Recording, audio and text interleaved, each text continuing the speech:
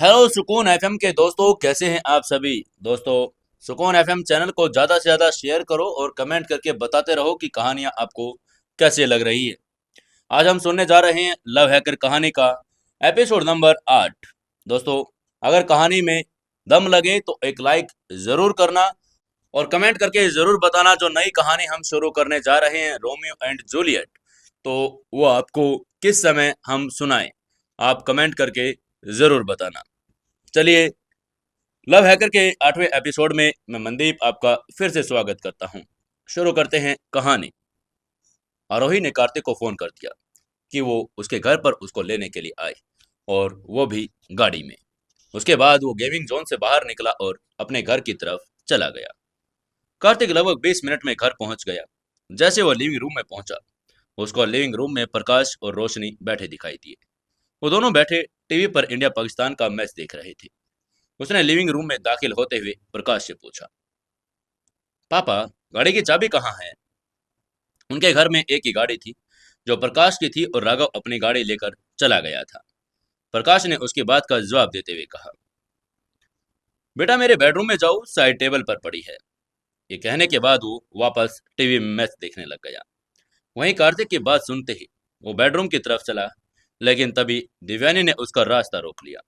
वो किचन में अभी लिविंग रूम में प्रकाश और रोशनी के लिए पॉपकॉर्न लेकर आ रही थी। तभी उसने सुन लिया कि कार्तिक गाड़ी के लिए पूछ रहा है, इसलिए उसने कार्तिक का रास्ता रोकते हुए कहा, तुम क्या करोगे गाड़ी का? तुम निकम्मे को क्या जरूरत पड़ गई गाड़ी की? उसकी बात सुनकर कार्तिक निराश हो गया। उसने निराशा भरे स्वर में उसकी बात का जवाब देते हुए कहा, वो मुझे आरोही को लेकर आना है। जैसे ही कार्तिक ने कहा, दिव्यानी की भौहें तन गई। आरोही का नाम सुनते ही उसका चेहरा फिर से गुस्से से लाल हो गया। उसने झुंझलाते हुए कहा, इतनी दूर आना जाना, तुम्हारे पापा ने कल ही गाड़ी में फ्यूल डलवाया है और तुम उसको खत्म कर दोगे। उसने इतना ही कहा था। उसकी बात सुनकर कार्तिक के साथ साथ प्रकाश और रोशनी भी हैरान हो गए। मैच को छोड़कर दिव्यानी की तरफ देखने लगे। उनके चेहरे सदमे से भर गए थे। तभी प्रकाश ने उनके बीच में बोलते हुए कहा, कार्तिक, तुम जाओ और ले जाओ गाड़ी। कार्तिक भी उसकी बात सुनते ही बेडरूम की तरफ चल दिया। लेकिन तभी प्रकाश ने दिव्यानी को डांटते हुए कहा, क्या हो गया है तुम्हें दिव्यानी? क्या तुम एक नई दुल्हन की तरह ऐसे कैसे बात कर रही हो? और वो क्या बाइक पर उसको लेकर आएगा? उसकी बात सुनकर दिव्यानी ने तुरंत हाथ हिलाते हुए कहा, ओह, आपकी लाडली बहू है, मैं तो भूल ही गई थी। ठीक है, मेरी तरफ से तो हेलीकॉप्टर ले आए, मुझे क्या फर्क पड़ता है। और ये कहते हुए उसने अपनी आंखें घुमा ली। तभी रोशनी ने उन दोनों के बीच आकर दिव्यानी को समझाने की कोशिश की और कहा, मम्मा, ये आपको क्या हो गया है? भगवान ने अगर गाड़ी दी है तो आरोही को गाड़ी में लेने ही जाएगा ना। उसने इतना ही कहा था कि उसकी बात सुनकर दिव्यानी और भी ज्यादा भड़क गई।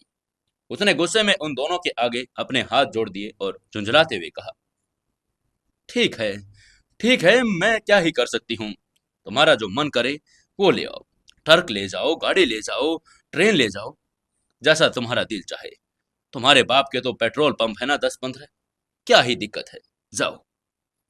और ये कहते वो गुस्से और नाराजगी भरे अपने बेडरूम में चली गई।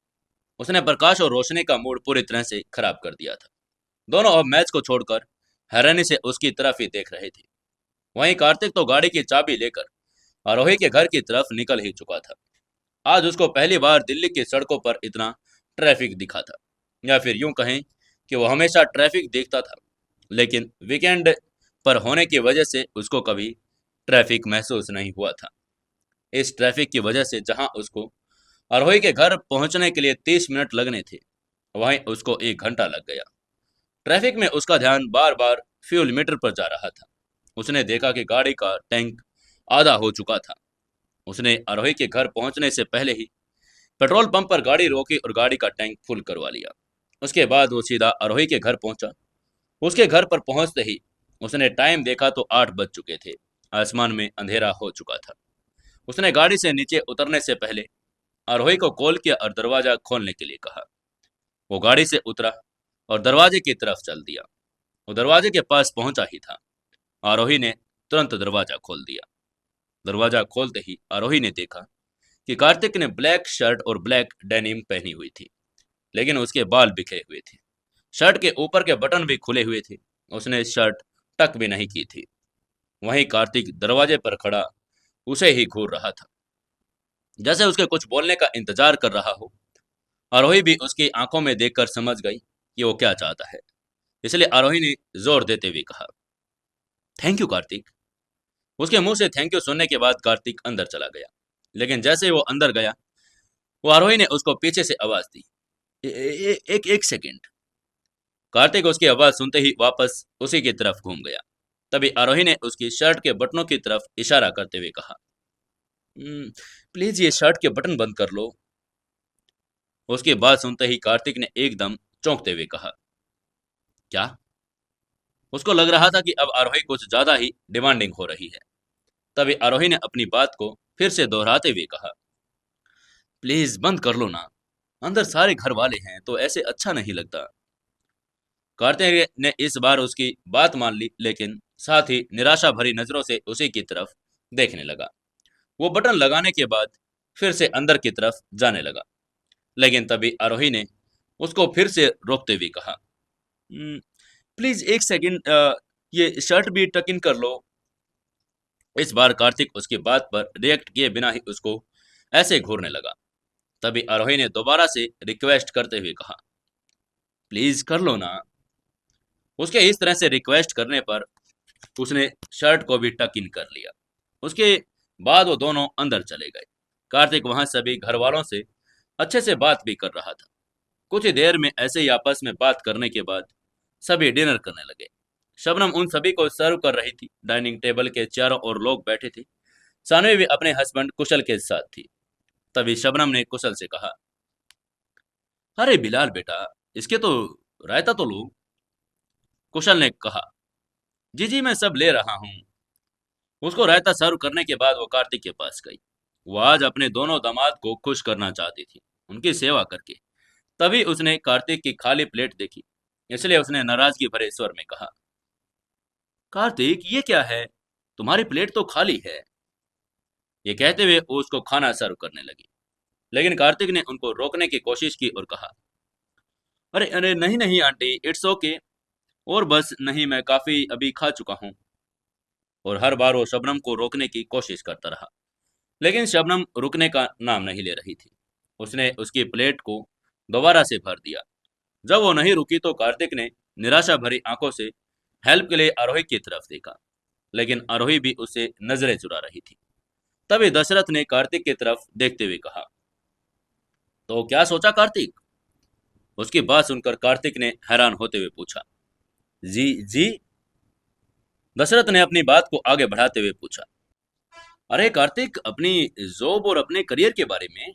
खैर अब तुम अकेले नहीं हो, तुम्हारी शादी हो गई है और जिम्मेदारियां बढ़ रही हैं। तुमने कहीं जॉब का सोचा क्या? उनका सवाल निराशा से भरा हुआ था। उनकी बात सुनकर कार्तिक ने हैरानी से सबसे पहली तरफ देखा और फिर गुस्से में आरोही की तरफ देखा, जैसे कह रहा हो कि ये सब तुम्हारी वजह से हो रहा है। ना तुम मुझे यहाँ बुलाती और ना मुझसे ये सब पूछा जाता। कार्तिक को समझ नहीं आ रहा था कि अब वो क्या कहे। तभी शबनम ने भी अपनी उसकी आंखें पढ़ ली, इसलिए उसने दशरथ के कंधे पर हाथ रखते हुए उसको थोड़ा चुप रहने का इशारा करते हुए कहा, क्या हो गया आपको? खाने की टेबल पर कैसी बातें कर रहे हैं? उसे खाना तो खाने दो आराम से। ये कहते वो उसको चुप रहने का इशारा करने लगी। वहीं इधर आरोही ने भी कार्तिक को जवाब देने का इशारा किया। इसलिए कार्तिक ने सिर हिलाते हुए कहा, सोचते हैं अंकल। ये कहते वो हल्के से मुस्कुराया। वहां का माहौल बिल्कुल टेंस हो गया था। तभी आरोही की मौसी ने वहां आते हुए टॉपिक चेंज करते हुए कहा, कार्तिक, शर्मा बिल्कुल भी नहीं है। अच्छे से खाना खाओ, शर्माना नहीं है। तभी कुशल ने शबनम की तारीफ करते हुए कहा, वैसे सासू माँ, आप खाना बहुत टेस्टी बनाती हैं।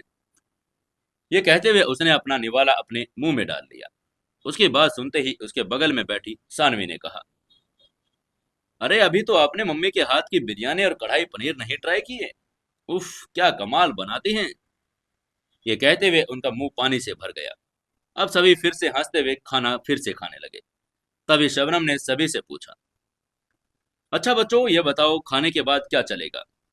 ये कहते हुए वो चुप हो गई। काजल ने उसकी बात पूरी करते हुए कहा, चाय, कॉफी या ग्रीन टी? वैसे कश्मीरी चाय मैं बहुत अच्छी बनाती हूँ। ये कहते हुए उनके जवाब का इंतजार करने लगी। उसके बाद सुनते ही आरोही ने सिर हिलाया और कहा, नहीं नहीं, बस हम निकलेंगे खाना खाने के बाद। जब उसने जाने की बात कही तो सानवी ने उसकी तरफ देखते हुए कहा, अरे इतनी जल्दी भी क्या है, अभी कुछ देर बातें करते हैं फिर चली जाना। और उम्मीद भरी आंखों से आरोही को देखने लगी। लेकिन आरोही ने सिर हिलाते हुए कहा, मना करते हुए कहा, नहीं नहीं, फिर कभी। ये कहने के बाद वो मुस्कुराते हुए सानवी की तरफ देखने लगी। ऐसे ही बात करते करते सभी ने खाना खाया और उसके बाद सभी को अलविदा कहकर आरोही और कार्तिक अपनी गाड़ी में कपूर मैंशन की तरफ जाने लगे। रास्ते में चलते चलते कार्तिक ने आरोही से थोड़ा नाराजगी भरे स्वर में कहा, आज तो मैंने ये तमाशा कर लिया, लेकिन दोबारा कभी मुझसे ये उम्मीद मत करना। उसकी बात सुनकर आरोही का गला भर आया। उसकी आंखें नम हो गई, वो लगभग रो ही पड़ी थी। फिर भी उसने अपने आंसुओं पर कंट्रोल किया और कहा, सॉरी, सॉरी, वो मेरी मजबूरी थी। सारे घर वाले थे, इज्जत रखनी थी, अपनी और मम्मी पापा की भी। उसने इतना ही कहा था। कार्तिक ने झुंझलाते हुए कहा, मतलब इमोशनली होकर शादी कर ली तो इसका मतलब ये थोड़ी ना है कि वो सब कुछ होगा जो नॉर्मल शादियों में होता है। ये कहते हुए उसका पूरा ध्यान रोड पर था। वहीं उसकी बात सुनकर आरोही का दिल टूट गया। उसको जो थोड़ी बहुत उम्मीद थी वो अपना पॉजिटिव एटीट्यूड से कार्तिक को बदल लेगी, लेकिन अब उसे लग रहा था कि वो गलत सोच रही है। वो अपने आंसू नहीं रोक पाई, लेकिन उसने अपने आंसुओं को कार्तिक को पता नहीं चलने दिया। इस डर से कि कहीं कार्तिक उसे देख न ले, उसने अपना चेहरा खिड़की की तरफ घुमाते हुए कहा, मैं समझ गई। उसकी जुबान लड़खड़ा रही थी।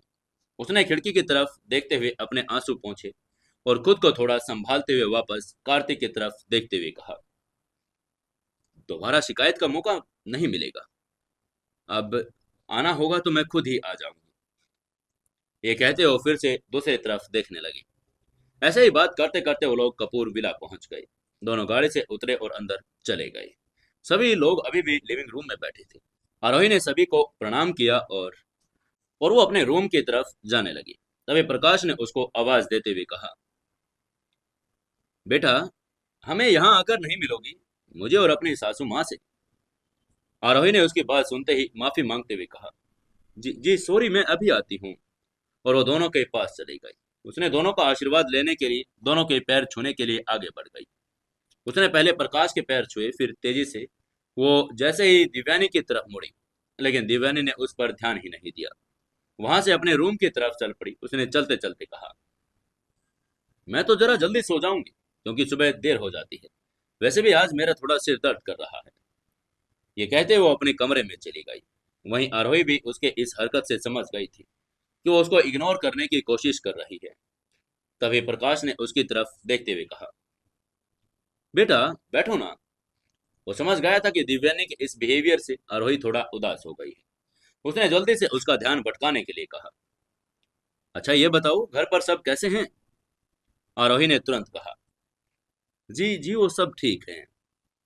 ऐसे में ही कुछ देर प्रकाश से बातें करने के बाद वो अपने कमरे में चली गई। उसके हाथ में एक ट्रॉली और लैपटॉप था जो अपने घर से लेकर आई थी।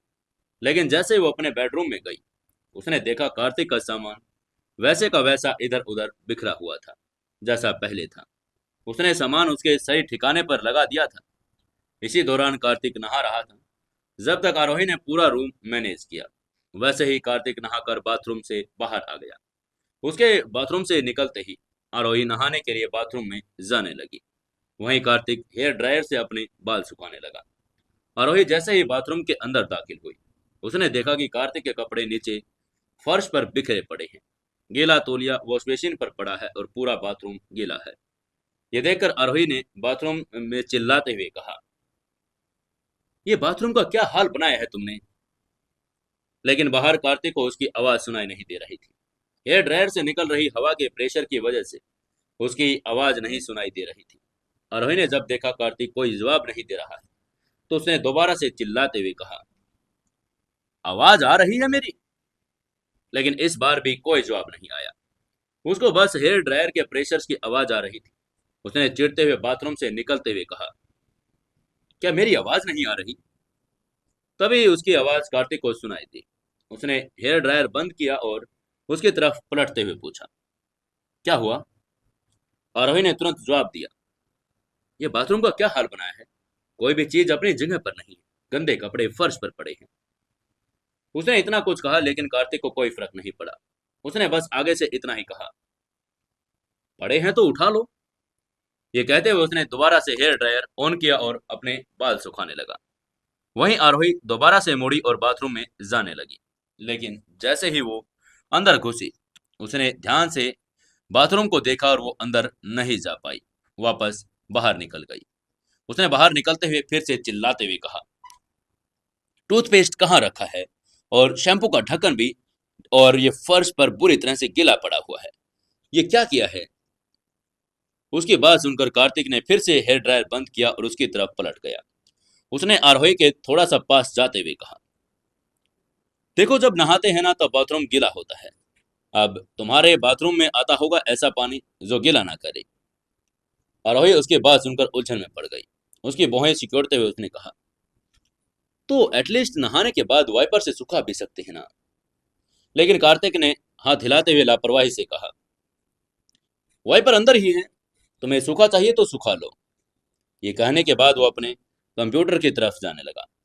वहीं आरोही झुंझलाते हुए बाथरूम में चली गई। लेकिन बाथरूम का हाल देखकर उसका मन अंदर जाने को नहीं हुआ। वापस आकर फिर से उसने झुंझलाते हुए कहा, नहीं नहीं, पहले मेरी बात सुनो। मैं ऐसा बाथरूम इस्तेमाल नहीं कर सकती। मैं बहुत सफाई पसंद करती हूँ। ये गंदा बाथरूम मुझसे बर्दाश्त नहीं होगा। लेकिन कार्तिक ने कंप्यूटर चलाते हुए उसी लापरवाही और जिंदादिली के साथ कहा, वेरी गुड।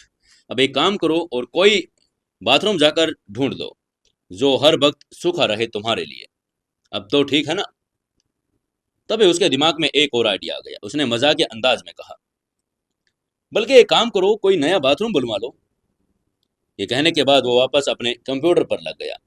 वहीं उसकी बात सुनकर आरोही ने झुंझलाते हुए कहा, हद है यार, मैंने जिंदगी में इतना गंदा बाथरूम नहीं देखा। उसकी बात पर कार्तिक ने तुरंत रिएक्ट करते हुए कहा, बहुत कुछ जिंदगी में पहली बार होता है। और खबरदार, जो मेरा बाथरूम सुखाया तो मुझे गीला ही पसंद है। तौलिया भी नीचे फेंक दो। इस बार उसकी बात सुनने के बाद कार्तिक की आरोही कुछ भी नहीं बोली। वो समझ गई थी कार्तिक अब उसकी एक भी नहीं सुनने वाला। उसने बाथरूम में जाने के बाद जैसे तैसे करके बाथरूम साफ किया और नहाकर बाहर आ गई। लेकिन जैसे वो बाहर निकली, उसने देखा कार्तिक अपना प्ले स्टेशन पर गेम खेल रहा था, वो भी फुल वॉल्यूम पर। लेकिन आरोही को अभी सोना था, इसलिए उसने बाहर निकलते ही रूम की लाइट बंद कर दी और अपने सोफे पर जाकर सो गई। अगले दिन उधर राघव अपने ऑफिस में बैठा था और कुछ डॉक्यूमेंट्स देख रहा था। तभी जयंत, जो उसके साथ काम करता था, अब उसका जूनियर था, और उसके ऑफिस में आया। उसने ऑफिस में आते ही कहा, राघव साहब, हम सब इंतजार कर रहे थे आपका, लेकिन आप पता नहीं कहाँ गायब हो गए थे। वैसे कॉन्ग्रेचुलेशंस, आपको बहुत बहुत मुबारक हो। उस दिन मैडम लावण्या और बाकी सब लोग तो खड़े थे, मैं उस दिन ये बात नहीं कर पाया।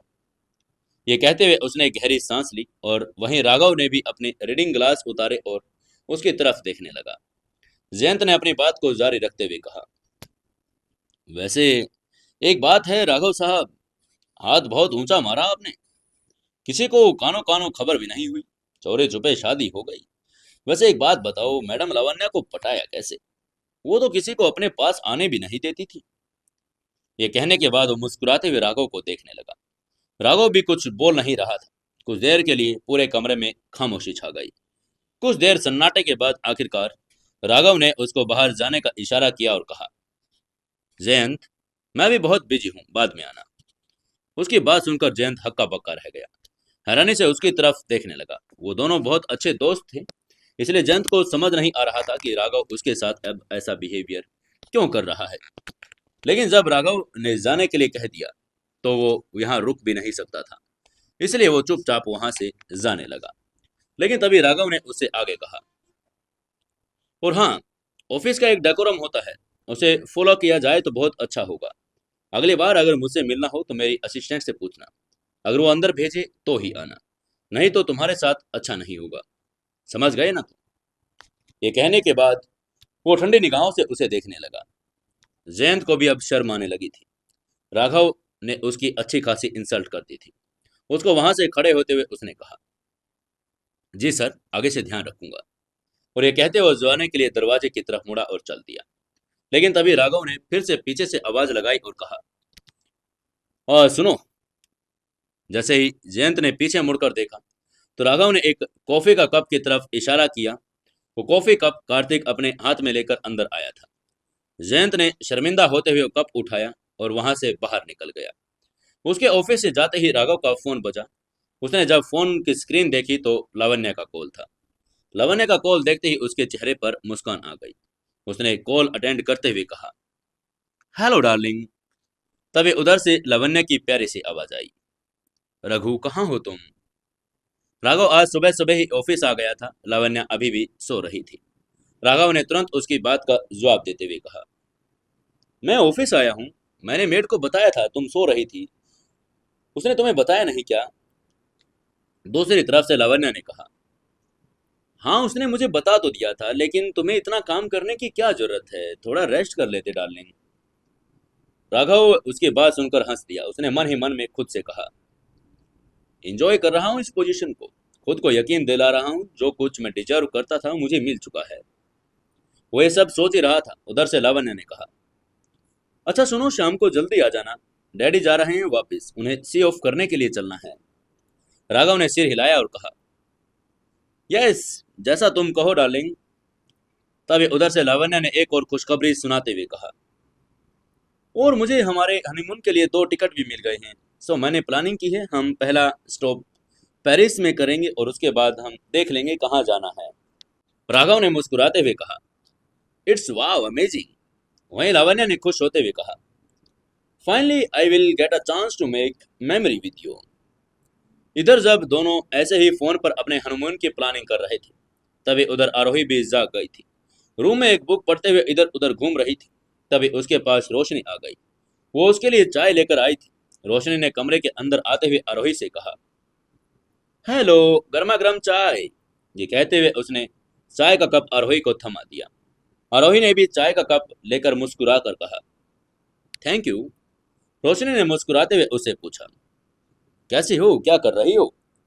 तभी आरोही ने उसको बैठने का इशारा किया। जब रोशनी उसके पास बैठ गई तो आरोही ने उसको रूम में बिखरी पड़ी किताबों की तरफ इशारा किया और पूछा, ये सारी किताबें कार्तिक की हैं?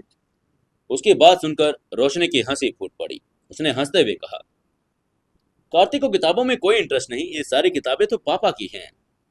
फिर उसने दूसरी तरफ इशारा किया और कहा, उस तरफ मम्मी का पुराना सामान पड़ा है, इस तरफ दादी का कोई सामान रखा है। राघव भैया का पुराना सामान इधर पड़ा है, ऊपर थोड़ा सामान मेरा है। यही कहते हुए उसने पूरी बात बता दी। आरोही ने उसको बीच में ही रोकते हुए कहा, तो सबका एक्स्ट्रा सामान इसी कमरे में है? उसकी बात सुनकर रोशनी थोड़ी शर्मिंदा हो गई। उसने जबरदस्ती धीरे से सिर हिलाते हुए कहा, हाँ लेकिन ये हमने नहीं फैलाया, ये सब कार्तिक का है। उसकी बात पर आरोही ने सिर हिलाते हुए कहा, चलो कोई नहीं, मैं ठीक कर दूंगी। क्या करेगी अब आरोही? क्या कार्तिक उसे सब सामान ठीक करने देगा या नहीं? जानने के लिए जुड़े रहिए अपनी कहानी लव हैकर के साथ। दोस्तों, कहानी को ज़्यादा से ज़्यादा शेयर करें, कमेंट करें और लाइक ज़रूर कर दें। और शाम का टाइम बताएं कि हमें जो नई कहानी शुरू करनी है वो हमें किस टाइम करनी चाहिए।